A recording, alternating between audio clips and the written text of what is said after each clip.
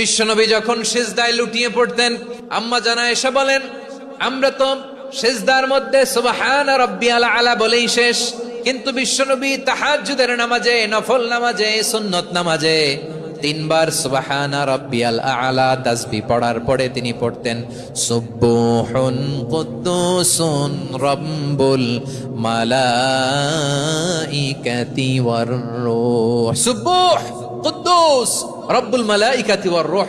সিজদায় লুটিয়ে পড়ে বিশ্বনবী এই দোয়াটা পড়তেন নফল নামাজে, সুন্নাত নামাজে কিংবা তাহাজ্জুদের নামাজে। সুবহান রাব্বিয়াল আলার পরে কি পড়তেন? সুবহুন। আওয়াজ করে বলেন সুবহুন কুদ্দুসুন রব্বুল মালাইকাতি ওয়ার রূহ। মানে আল্লাহ আপনি প্রশংসিত, আল্লাহ আপনি অতি পবিত্র, আপনি সব ফেরেশতা কুলের রব, ফেরেশতাদের সরদার জিব্রাইলের রব। সুবহানাল্লাহ। আজকে থেকে পড়বেন সিজদায়